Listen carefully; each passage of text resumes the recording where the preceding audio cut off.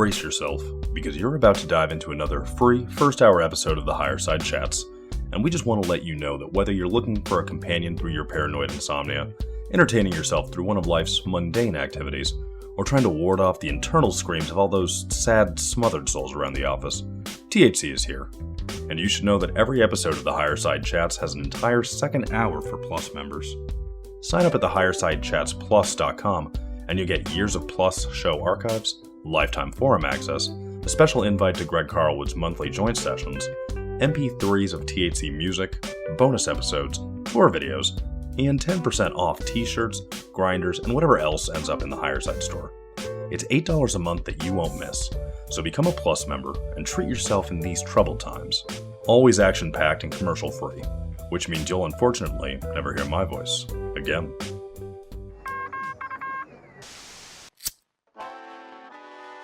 In the 1930s, President Franklin Delano Roosevelt addressed the nation through a series of radio broadcasts known as the Fireside Chats.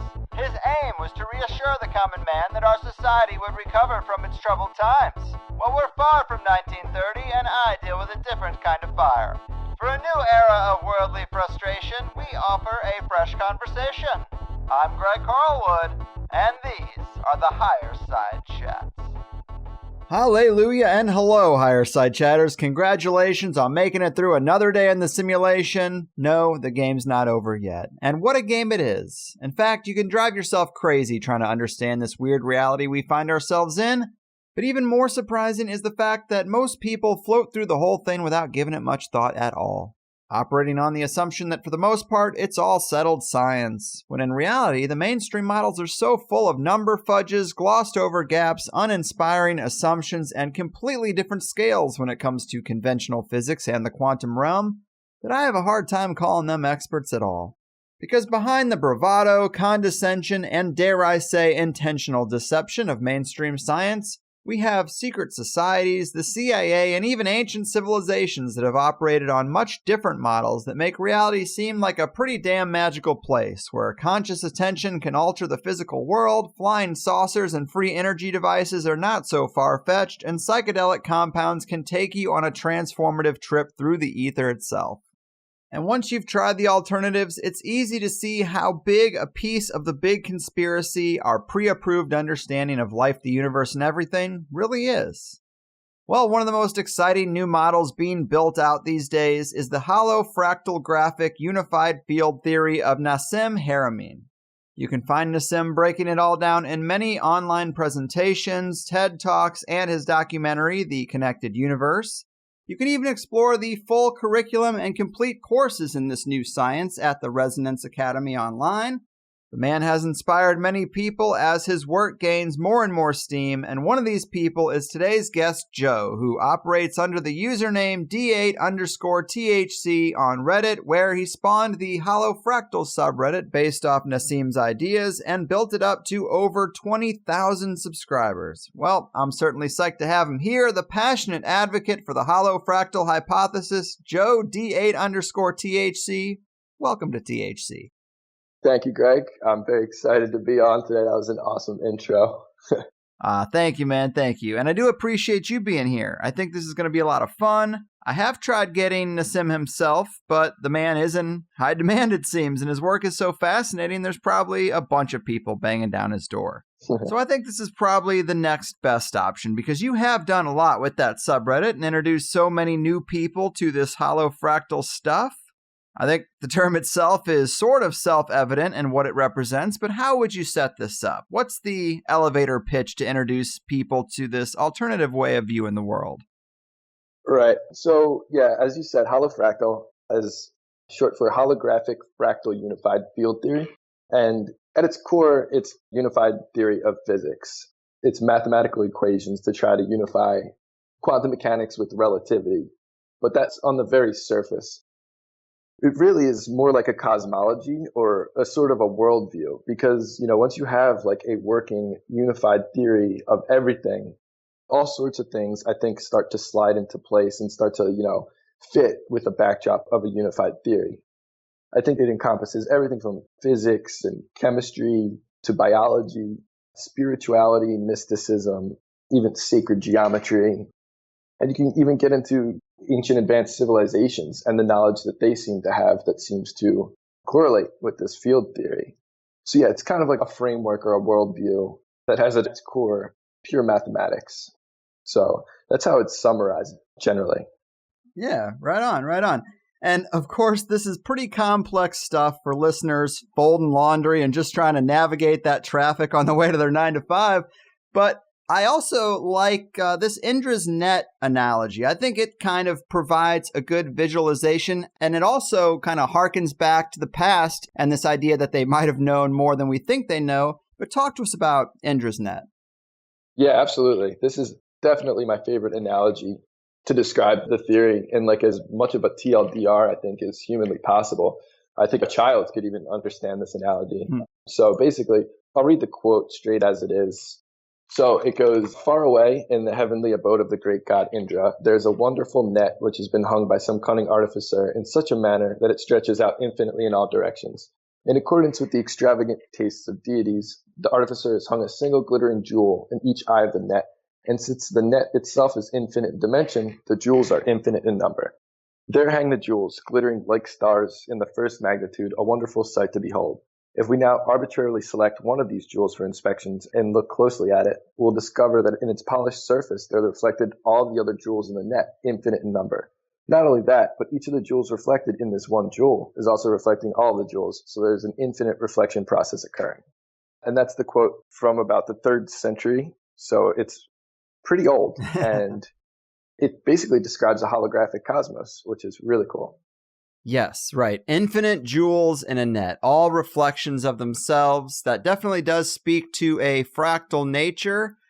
And these jewels would be the points that Nassim considers to be mini singularities, or I guess you could say black holes, or even photons, it seems. These all might be terms describing the same thing in this model, as far as I can tell. But that is a great analogy to have in mind when trying to understand all this. And this work really is a sort of wiping the slate clean and building up from the beginning, so to speak. And I thought I would just read this from the subreddit sidebar because it does give a good indication of just how broad this work is and the interdisciplinary areas that it covers. But you say, "In the past year, the Holofractal subreddit has experienced tremendous growth as more and more people are opening their minds to the possibility that there might be something to the unification of science and spirituality that Nassim's holographic universe theory promotes. The part of the Holofractal theory and subreddit that amazes me most is the fact that those who find themselves investigating the possibility come from many different perspectives. There's the biology side with topics like biophotons, microtubules, DNA as an antenna, EM vortexes causing cardiac arrest, and a fractal structure to human bone. Then there's the physics enthusiasts with findings like failures in the futile search for dark matter, all galaxies rotating once every billion years, the link between black holes and stellar information, time crystals, and the possibility of a single quantum wave function entangling the entire universe. On the other hand, we have people approaching from a spiritual consciousness perspective, stories like declassified CIA documents talking about remote viewing and consciousness, the law of one, and philosophies of great minds like Terence McKenna, William Blake, and numerous scientists. There are also people intrigued by the symbols and motifs found in ancient civilizations pointing to an advanced culture. Sometimes these connections get lost when someone posts cauliflower or bubbles, goes heavy on the physics with retrocausal quantum theory, or animated GIFs of the flower of life. But it is important to remember that despite the many different subjects covered, it is all connected, and we are all connected. And I think that's a great summary of sorts, and with a theory that is supposed to be so fundamental, you would expect to see it across all these different disciplines. But on top of that, maybe you can talk to us a bit about your journey through it. What were some of the elements that caught your attention first? Yeah, so a couple of years ago, I was experimenting with psychedelics, as I guess we kind of do. Yes. Mostly DMT, and I had, I guess, what you would call a couple of breakthrough experiences. Like total ego death, total merging with the things that people have described for millennia that I'm sure we're all aware of. And, I came out of those experiences knowing that I had felt something extremely real, that I'd gone to a place where it seemed like it was everything, like all possible configurations before it was actually in a specific form, like all time, no space. It felt like you're inside of a singularity, sort of in the God mind, I guess you could call it.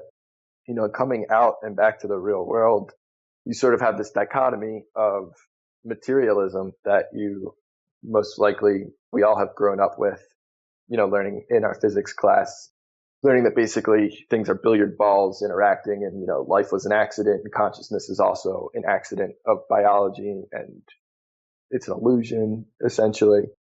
And, this doesn't really sit right. It causes sort of a rift, I think, for a lot of people. And it was kind of a rift for me. I didn't know whether I could fully internalize these experiences. Eventually, I think I watched the documentary Thrive that first introduced me to Nassim's work. It was just an intro. He was just talking a little bit about toroidal energy flows and toroidal patterns. Not much stuff about the holography. That came more when I saw one of his later documentaries called Black Hole with a W, W-H-O-L-E. And basically, him describing a holographic universe or a universe that is completely entangled and talking with itself, that really felt intuitively like correct in my mind that, this could potentially explain, the mystical experience. This could explain the merging with the all that feels so real that a lot of people have. And I'm like, but whoa, hold on, don't just dive right into this new age woo, like take your time. Yeah. So, it took me a couple months of really diving into his stuff to really be like, okay, I think this is it. And I think there's something really here.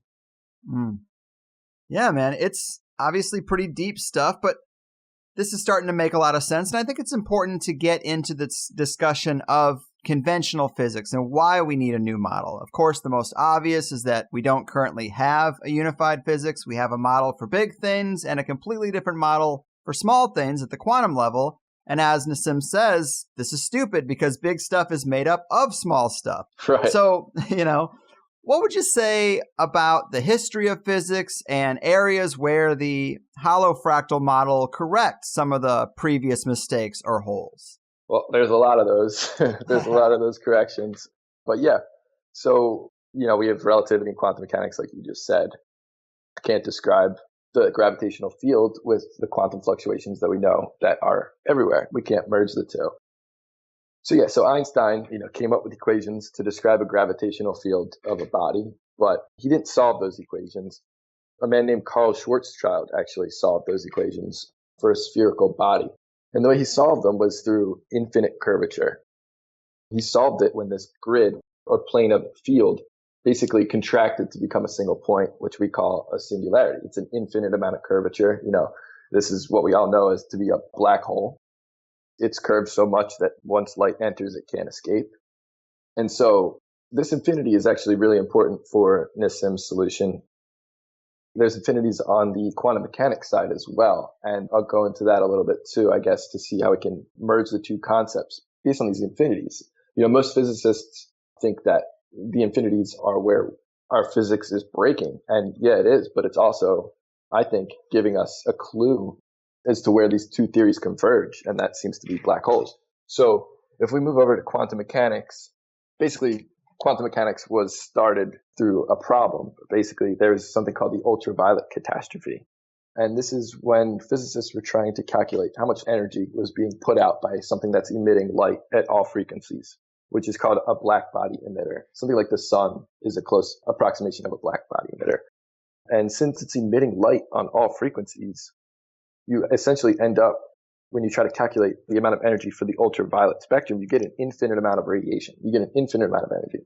And this obviously isn't right. You're not getting ultraviolet photons don't have an infinite amount of information. So this was a problem for a little bit until Max Planck inadvertently solved this problem. And he was trying to actually make a better light bulb. And the way he solved this problem was by quantizing light into little packets of energy. This turned into what we call the photon. But, he thought it was a fudge factor. He's like, why if I section a wave of light, why does this work out? It doesn't seem that energy moves in discrete packets. It seems that energy moves in a continuous analog wave, sort of, not like when you heat up your oven, it doesn't seem to jump temperatures. It seems to smoothly increase. But when he did this, it fixed the problem. Ultraviolet radiation, now we're getting the correct amount of energy for it.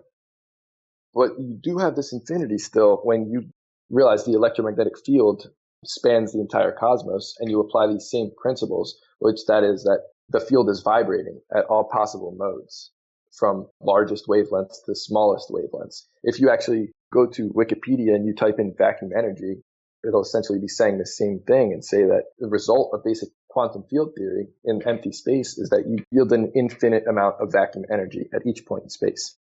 So there's our second infinity in quantum mechanics, which again, physicists apply something called renormalization to this empty vacuum, which means, again, they're taking Planck's solution, which is to cut it off at the smallest wavelength. So when Planck solved the ultraviolet catastrophe, he ended up with something called Planck's constant, which describes the smallest fluctuation that makes these discrete packets of energy. And it's got a specific size, it's got a specific energy, and it's got a specific time because it's a fluctuation of electromagnetic energy. So if you take this and you apply it to empty space, and you cut off the infinity, but you're still left with an extreme amount of energy in empty space. It's something like 10 to the 93 grams per centimeter cubed, which is just, it might as well be infinity. Because if you took the entire universe and you smushed it into the same spot, you wouldn't have anywhere near that energy. You would have 10 to the 55 grams, which is the mass of the observable universe. So this is the largest problem in all physics, called the vacuum catastrophe. This is sort of the clue that led Nassim down his path. But does that all make sense so far? It does. It basically seems like there's the gaps in the conventional model is that you had to inject an infinity to get these things to work, and Planck's constant as well had to be kind of fudged in there. So they have these equations that make the math work, but yet they can't really explain why. They just know that you plug them in and things seem to work out on paper. Is that more or less the case? That definitely is the case, yeah. Right on. Cool. So I try to think about this. We talked about Indra's net, and I think about like a net of Christmas lights. Like at the quantum microscopic level, we're told that there's more empty space than there is matter, and we have this massive emptiness between atoms. Well, I guess this theory is saying that there is a quantum net of photons, that maybe even the photon has been misidentified, that it itself is a small mini black hole spinning at an incredible rate. Am I getting this right? You are absolutely correct, yes.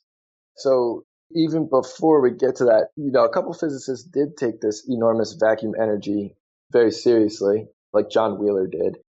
People are probably aware of the terms quantum foam.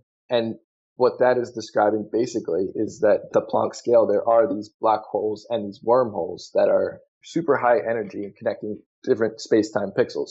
And Nassim's solution, yes, he changes this a bit so that the empty structure of space is actually black hole photons in a specific crystalline configuration at the Planck scale. Yes.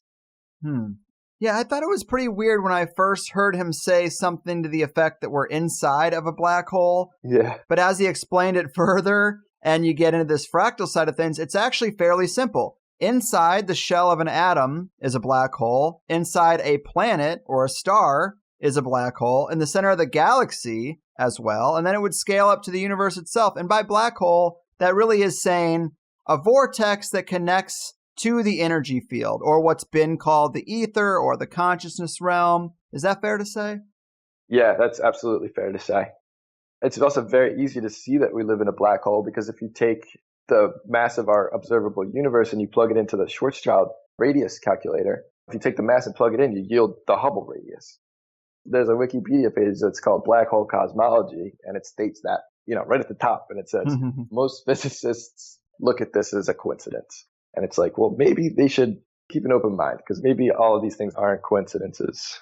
And I love the hollow earth theory, and Nassim sort of confirms it in a response where he mentioned the growing earth, and that if you reduce the earth's size by 60%, all the continents would fit together perfectly based on the models.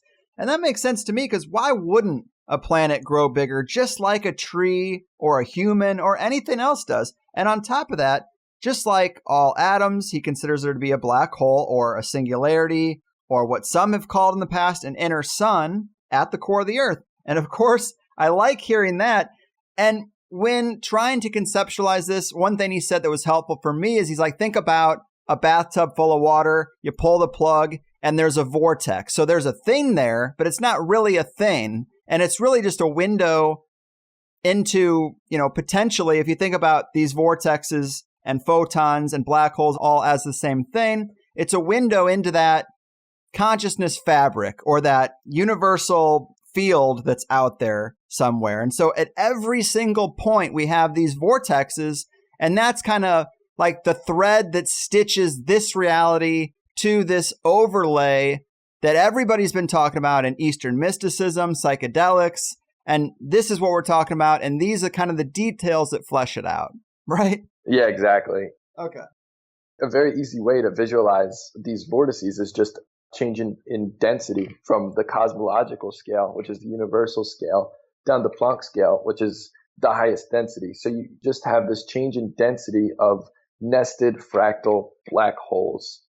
Basically, like if you had a large vortex in water, you get these small micro vortices that are going to spawn on the outside of it. For example, when Nassim talks about supermassive black holes at the core of a galaxy, it's very easy to see and comprehend that the galaxy is being produced by this supermassive black hole. So when you look at a spiral galaxy, if you imagine that this ether is entrained with this supermassive black hole and it's spinning with this supermassive black hole, you're going to get these smaller vortices that are spawned off of this black hole. And those are your particles, which eventually are spin together and become stars. Or you have black holes that are spinning off that are stars, and you have smaller ones spinning off those stars, that become planets, and a fractal set of vortices, all being driven by this massive pressure of the quantum vacuum being present at all scales. Right on. Yeah, this is really interesting, man. And that was something that I liked about Nassim's work is when it comes to consciousness and the microcosm of the Earth, I've had a few guests bring up the animist model, that really all life is conscious. Plants, animals, maybe even all matter itself, like rocks.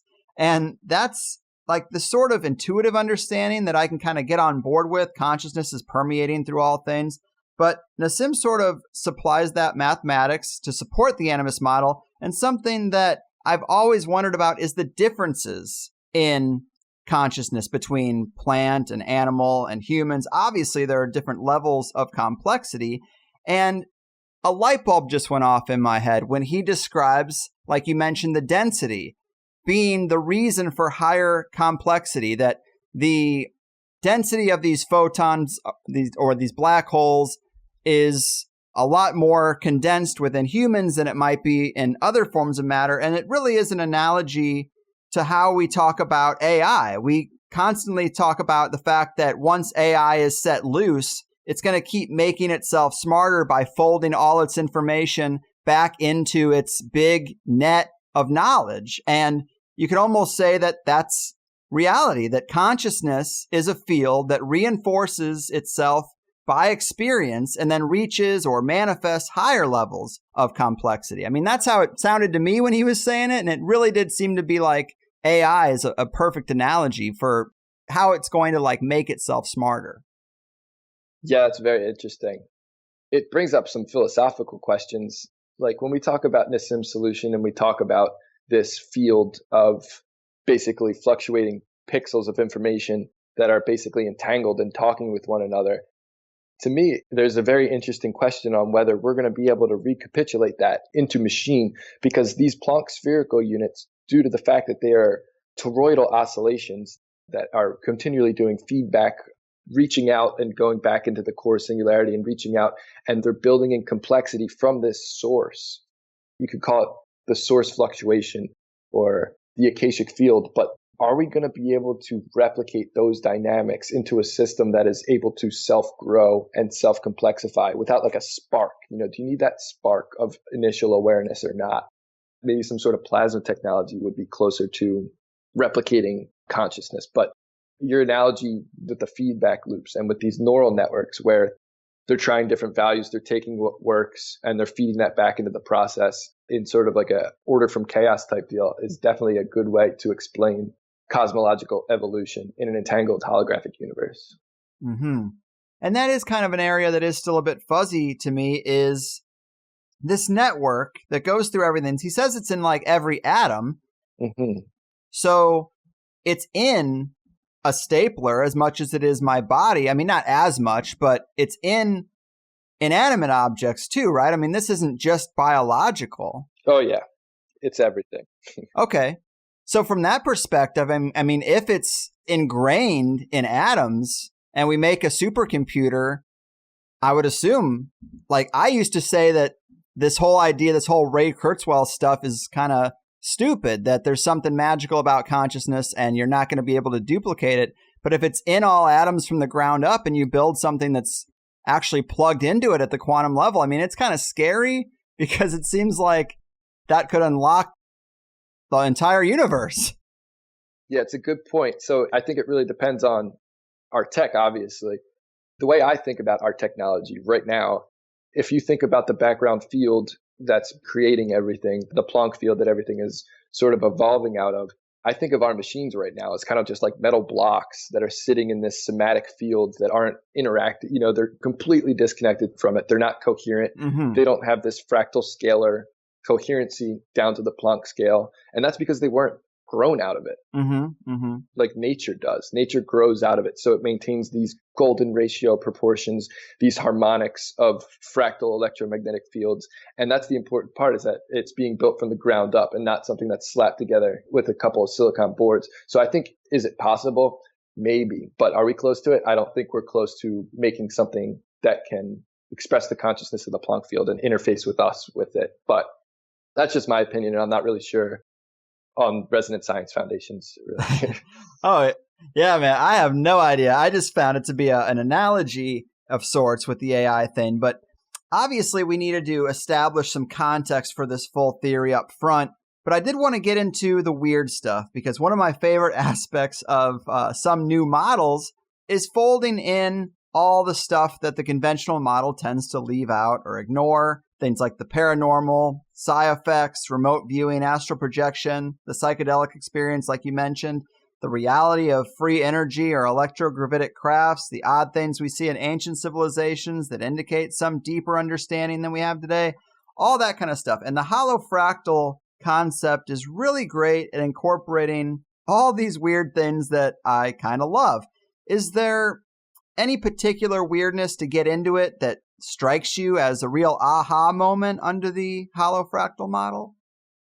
I think one of the ones that did was remote viewing, and especially seeing the CIA documents on remote viewing and some researchers at the CIA that were working on the projects on remote viewing, the gateway projects, and how that sort of clicks into place with a holofractal model, and the fact that they were basically describing a very similar model in that there's this non-local entangled Planck field that connects everything. So I think if you're able to go within, or if you're able to change your consciousness to the point where you can resonate with a specific set of information that is within the holographic information that is within each and every proton, if you're able to resonate with that information, then you're able to, just pick up on it non-locally. And I think that is the basis for all of the other sort of, I guess, would you call them new age or spiritual ideas that a lot of us are aware of.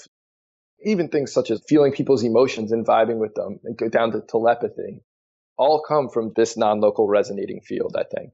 Like things like the phenomenon of being stared at and knowing that it's happening. It's this interconnectedness. And I like the remote viewing stuff too. It's weird because on a base level, I think of remote viewing as something the police use. They get a psychic, they give them a piece of someone's clothing, and the psychic can find where the body's buried or whatever. They've had cases like that. But then you scale it up a little bit and it gets to be quite weird, where there are remote viewing groups that say they project their consciousness out to the ruins that exist on the moon or on Mars. They have observations of civilizations that are just completely foreign which indicates, off planet. And I guess I'm okay with that, but it is obviously quite epic and it sounds quite weird. And the hard part, the fuzziness of it, is how do you use the field to get to a point in space that we don't even have coordinates for? Like when it comes to Mars, as far as you and I are concerned, that's just an idea out there. Like we know there might be another thing out there, but to quote unquote land on it with your mind by using the field, I don't know. I almost am tempted to get off the bus at that point. Right.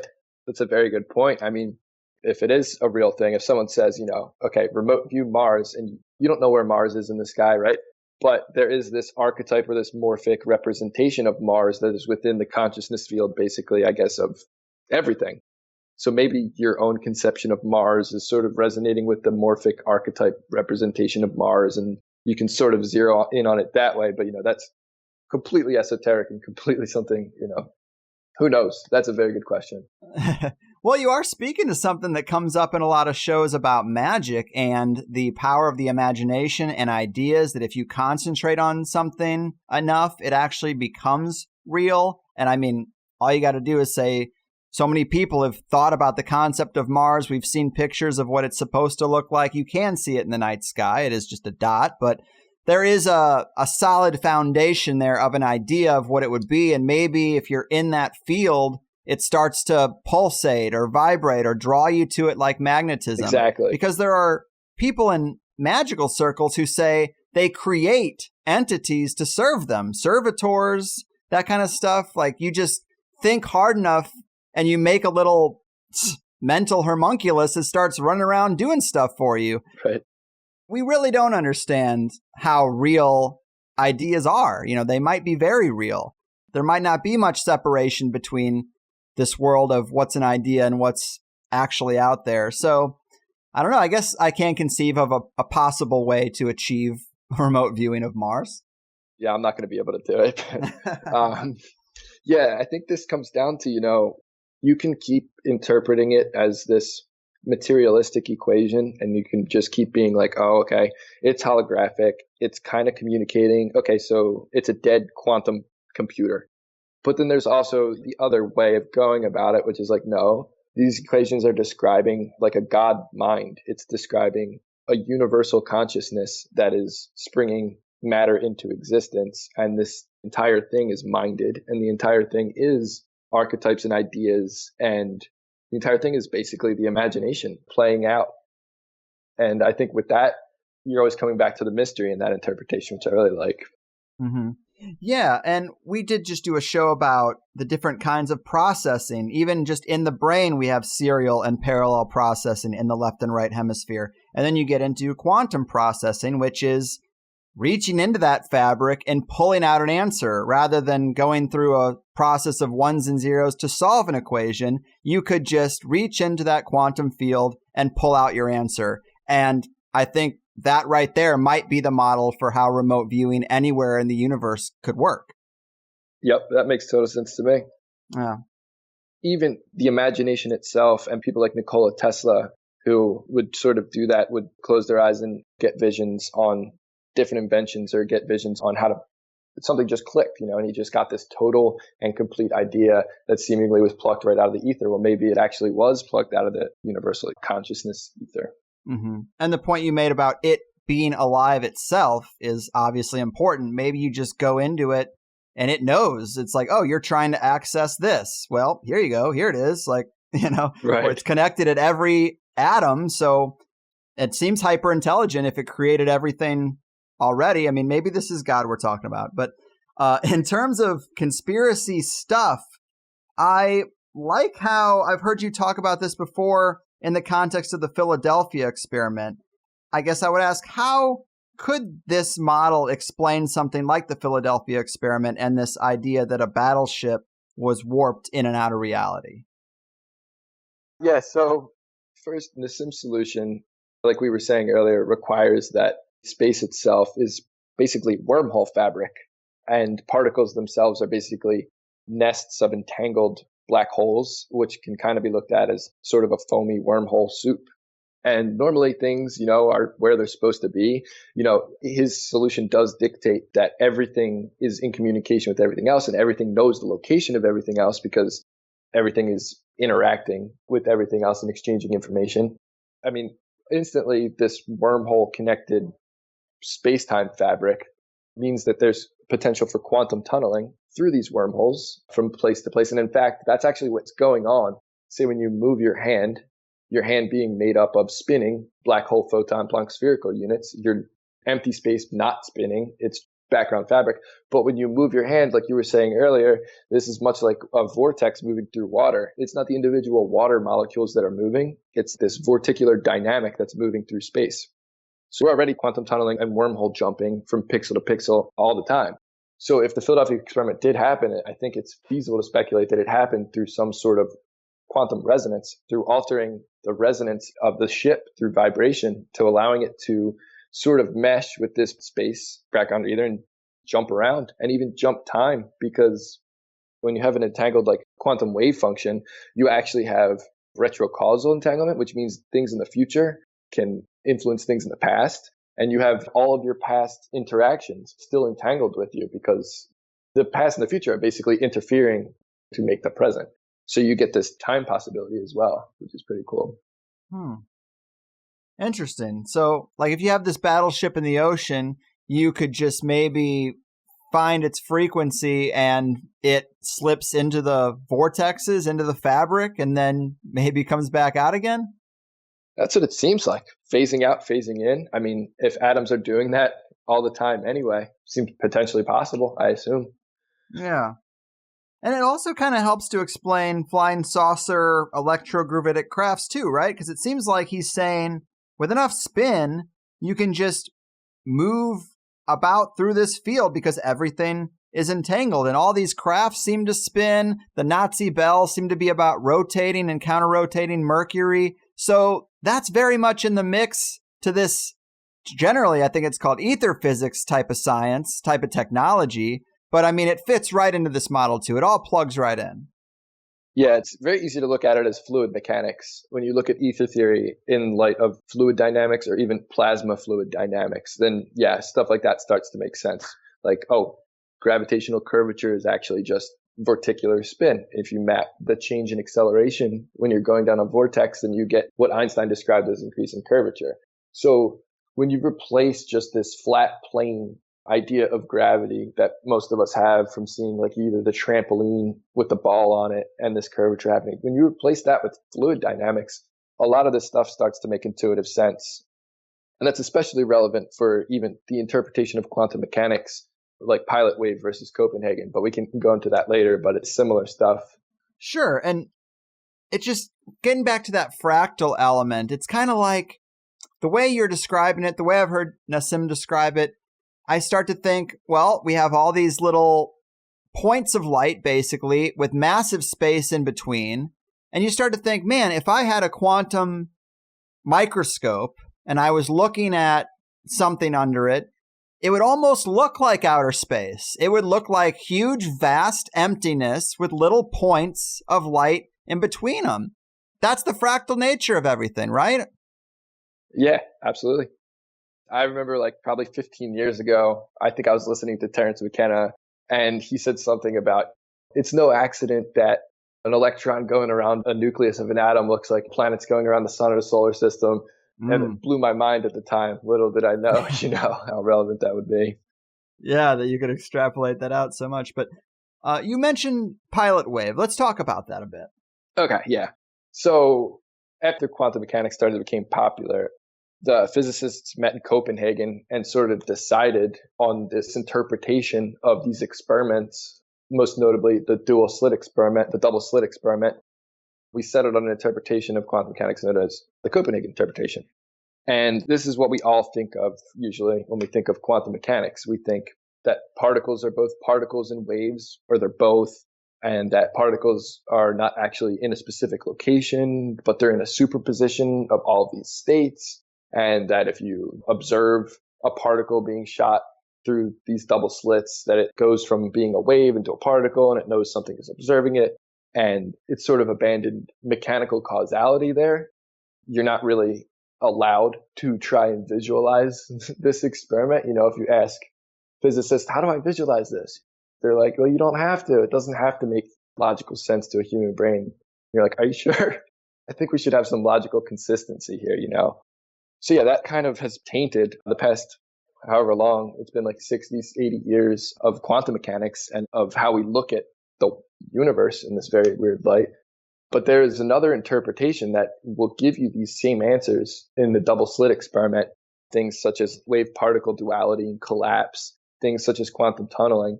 And it's old. It's as old as Copenhagen. And there's a couple of guys that worked on it, de Broglie and David Bohm. They called it pilot wave.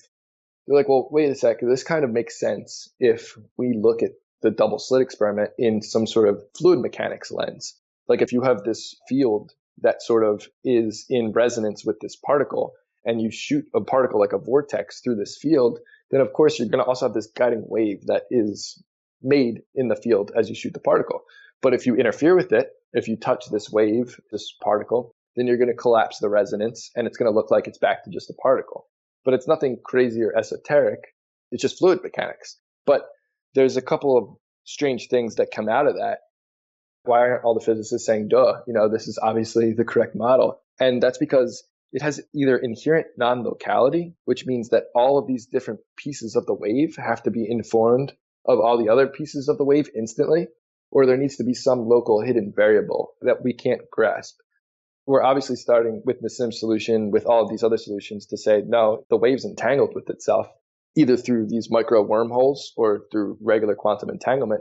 But the important part is that the quantum wave function can be the entire cosmos. It's not just your single little double slit experiment. And so that's a lot, I think, for people to swallow, because right off the bat, you're saying you have one quantum wave function in which everything is entangled and everything is in instantaneous feedback with itself. So that's like mainstream physics right there. And it's kind of crazy. Yeah, it is. I mean, I'm not a big Neil deGrasse Tyson fan, but one thing he said that I liked is that the universe is under no obligation to make sense to you. Yeah. I was like, yeah, kudos to you, Neil. Yeah. But, another thing I wanted to ask you about, I think a lot of people here are familiar with the flower of life and sacred geometry, but a lot of these patterns are what we see in crop circles. And the thought has always been that someone or something is trying to give us clues to how reality is really structured. And within the holofractal framework, even that seems to make sense, don't you think? Yeah, especially the flower of life. So the flower of life, I'm sure all of your listeners know, found all over the ancient cultures. But when Nassim was doing his equations for the proton, he found that these Planck spherical photonic black holes were actually packed in this tetrahedral configuration, which is the flower of life. So that empty space and matter is made up of these overlapping spherical flower of life patterns, basically interference pattern. And yet you do see a lot of crop circles that either represent this tetrahedral packing geometry with geometries such as the vector equilibrium. You also see a ton of crop circles that are flower of life, seed of life. And to me, it does make sense that crop circles actually make sense to me as a communication modality for a bunch of reasons, but mostly because it's non-threatening, non-invasive. And more than that, it's not invasive to people who don't want to even think about the universe not being materialistic. They can go on, with their day-to-day lives without thinking a single thought about this quantum ether akashic field. And they could just go about minding their business because they can write it off in their heads to something man-made. But yeah, when you look into these crop circles, there's some very astonishing things like them encoding the ancient alchemical squaring the circle in them and the fact that they can be remade with a square and compass. So yeah, it's definitely a very cool aspect that they encode some of the geometries that are coming out of unified physics. So it's like a call to initiation. You can take it or not. Exactly. It's just funny because it often seems to be these orbs of light that make these patterns. And we've also heard a lot of new agey stuff about the light body. And I guess if this field is basically photons, if you were able to move through it, you might appear as an orb of light. Yeah, definitely. Yeah. I wonder if it's possible to do these things remotely too. Like if you have the right tech to be able to probe into the holographic field and just throw an electromagnetic spinner pattern into the field and it to the right location. I have no idea, but that's the possibility in a non-local cosmos. Yeah, I mean, is the thing that kind of gets me is thinking at that universal scale that this fabric goes through literally everything.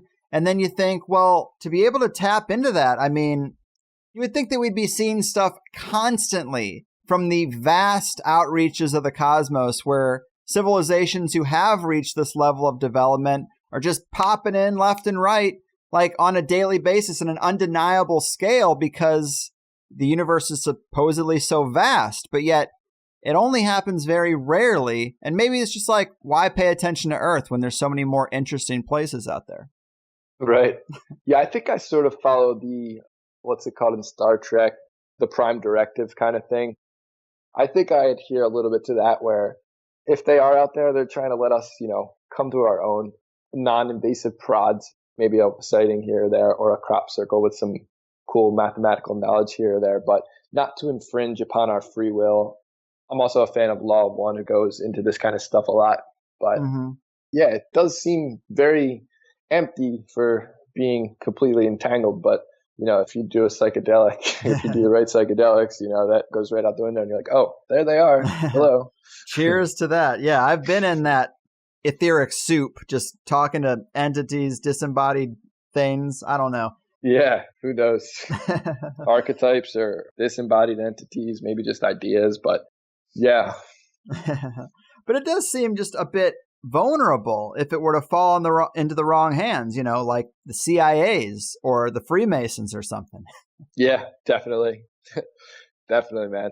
It's interesting to think about that there's like cosmic battles happening or It also makes me think about the CE5 contact protocol. I don't know if you're too familiar with that, but it always seemed a bit cheesy to me. These people claim to go out in the desert and summon orbs of light with meditation and chanting. But within this framework, it seems like maybe you glow on the other side when you start trying to call that kind of stuff. And like a spotlight, things just start to come. Yeah, I think that concept of resonance is fundamental to grasping that kind of stuff, that things will attract things and things will start to entrain. Like if you put two pendulums on a moving table, they'll start to be in synchronized swings because they're entrained with each other. And I think that same concept definitely can be applied to things like that. Things like what we were talking about before with the imagination and getting ideas, all just morphic resonance through the morphic field. And this is also complex, and we're kind of getting to the end of my line of questioning. I'm with you that any true psychedelic experience is going to leave one wanting, leave one yearning for some other model. And this does a great job of filling in those gaps, especially when you hear Nassim talk about the math and how he just took these things that existed in one area and moved them to this other area. And he's like, look, here, now it all works. I guess I would ask, are there any holes in the presentation today that we should fill in? Any gaps that we left, or do you think we made a pretty complete case? I think we made a pretty complete case. I would like to, I guess the proton solution within itself, expanding on that a little bit, I'm not sure if it makes sense to talk about it now, but the derivation, it's super simple. So maybe I could go over that really quickly. Yeah, let's throw it in. Okay, so we have these Planck spherical black holes, right, that make up empty space. We know that there's Planck density of vacuum. And so Nassim took this and he tried to apply it to the proton by just dividing a proton by these Planck spherical oscillations. And when you do that, you know how big the proton is and you know how big these Planck spherical units are. So you can, divide the proton volume by Planck spherical volume and multiply by the Planck mass. And when you do that, you yield the mass of the observable universe at 10 to the 55th grams. And so this is the holographical gravitational mass, or this is the holographic recapitulation of the whole inside the proton volume. And to yield the proton's rest mass, because obviously not all of this mass is expressed locally, it's very simple. You count the amount that are on the surface and you count the amount that are in the volume. So there's about 10 to the 40 of these Planck units that fit on the surface and 10 to the 60 that fit in the volume. You divide one into the other and multiply by the Planck mass, and then you yield the rest mass of a standard proton, which is something like 10 to the negative 24 grams. And this is the holographic principle, which states that the surface of a black hole can encode the volume. So this leads to the hypothesis that all of the proton surfaces are entangled with each other through these Planck spherical units on the surface, which are wormholes. And that acts like a buffer, only letting a little bit of the amount of the mass energy through. And that's basically the holographic solution in a nutshell. So, I like it. I like it. And, I hear Nassim use the term vacuum a lot. And, we hear space is a vacuum, and a lot of the alternative community just dismisses that, doesn't like that terminology. But vacuum really is not different from vortex. It's like, well, a vacuum to where? Again, with that bathtub drain analogy, there's something on the other side of that vortex, and that's this consciousness realm that's entangled with everything at the atomic level. I mean, I think it's interesting. I mean, it's just a different way to look at it. I mean, vacuum is considered to be nothingness, but it's not nothingness. It's just a vortex to this source field. Yeah, exactly. What's cool is that the particles are what seem to be the vacuum, and the empty space seems to be the plenum. So it's kind of like an inversion of what we think, that particles are more dense, but really they're less dense than empty space. And that's what gravity is. Gravity is this more dense space floating into this less dense singularity, vacuum, consciousness, tunnel, or whatever you want to call it.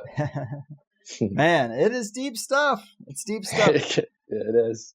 And of course, this is just a 101 understanding for my simple stoner mind. But again, man, thank you so much for doing this. I will be keeping tabs on the subreddit for sure. Is there anything else to tell the people about follow-up? Any good material out there you recommend as further 101 study? Well, the Resonance Academy is a great place to check it out if like the subreddit isn't, enough for you and you're really trying to learn. I don't work for them at all. I went through the course and it was awesome. So that's definitely another place besides the subreddit to get good info. Awesome. But yeah, thanks for having me on, man. This is awesome. Yeah, man. Well, keep doing what you do and take care out there. Yeah, you too. Good talking to you. You as well. And boom goes the dynamite, dear listeners. Big thanks to Holofractal Joe, a good guy just trying to bring ideas to the masses. Something I definitely can vibe with. And I do recommend that people check out a presentation or two by Nassim himself. I'll include some stuff in the show notes. But I have fired off a few unanswered emails Nassim's way. I get it. I mean, the man is busy. And the opportunity came up to have Joe on to talk about it. And I thought, hey, that seems like a good substitute. Building a 20,000 person subreddit from nothing is no small thing. And really, I'm just still jazzed up on a lot of the themes from the recent show with Shamangineer. And I wanted to explore those kind of areas a bit more. And I even asked Shamangineer what he thought of this overall theory, because it seems like something he would be into. And he basically said, broadly speaking, they're mostly in agreement. Both theories have holographic projection of reality from higher dimensional space and interconnectedness of all matter at a fundamentally conscious level. Obviously, just to get in sync on those things is huge. But in the details, Shamangineer leans more towards etheric flow than etheric curvature. And instead of a unifying black hole singularity at the center of every atom, he would lean more towards those being like torsion waves or orgone or chi or longitudinal waves, knotted longitudinal waves, I think is exactly the term he used. And the details are kind of too complex for me to really make a judgment on, but I do love the Indra's net analogy. I do like the openness to the hollow earth idea, and this model that photons, light particles, are the conscious intelligence that we're always talking about.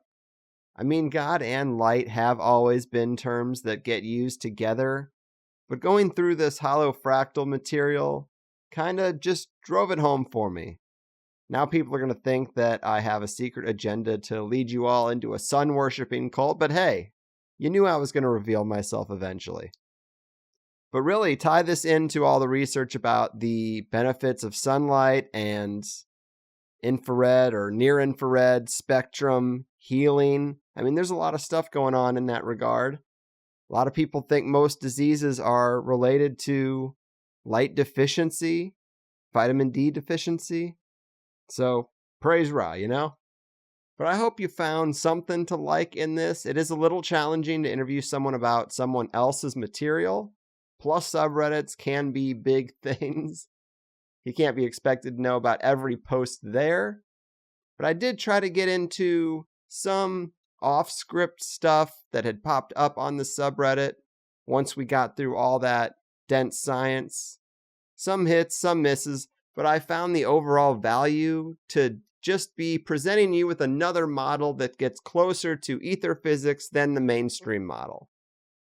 In higher side news, I should say that there was going to be a joint session today on the 25th, but something has come up for me, and I am just getting over a bit of sickness, so I want to move it to Monday, the 28th. So anyone who listens to this over the weekend might decide, hey, it's Monday night, let's smoke a little smoke, drink a little drink, and get a little bit weird with the host of THC live on YouTube/Zoom. So I do look forward to it. They have all been really fun so far. Other than that, of course, if you are just listening to the free public version of THC, still commercial free and action packed, you're welcome. I do urge you to sign up for the Higher Side Chats Plus. You get access to the full archive.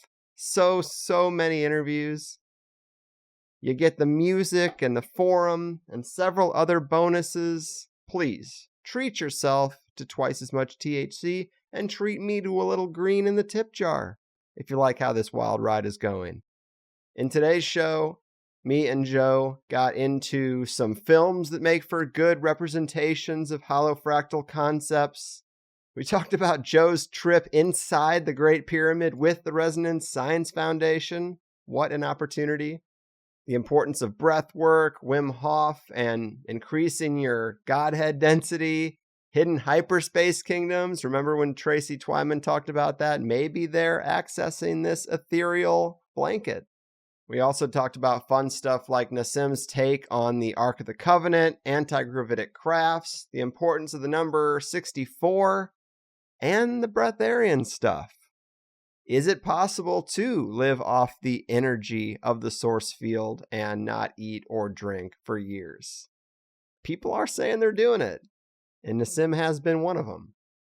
That said, I am psyched about some of these upcoming shows I have on the schedule, but I always hesitate to say anything until it's actually recorded, so I'm just going to leave it at that.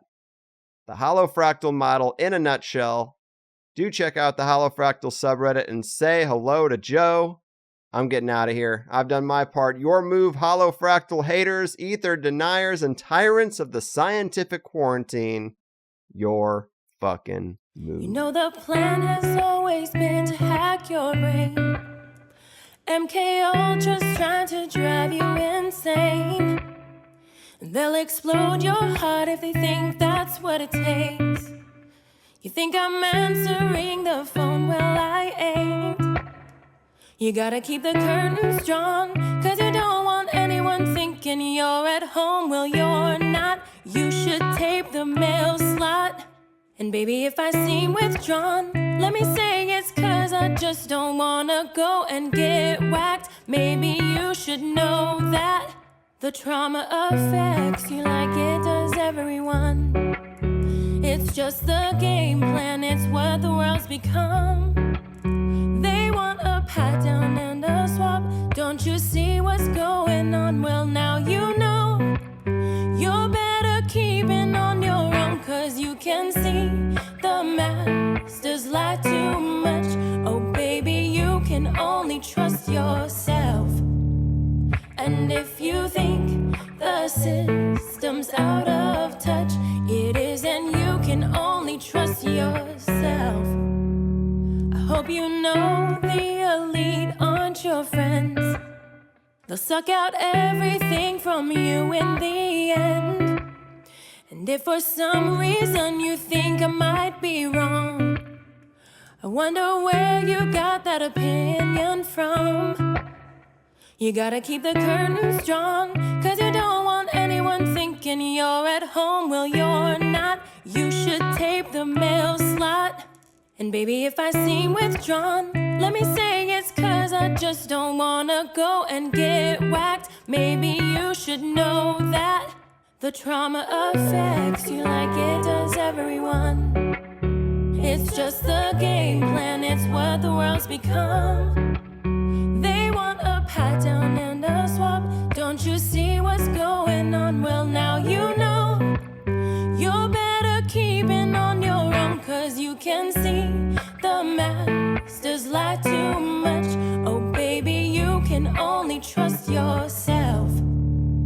And if you think the system's out of touch, it is, and you can only trust yourself.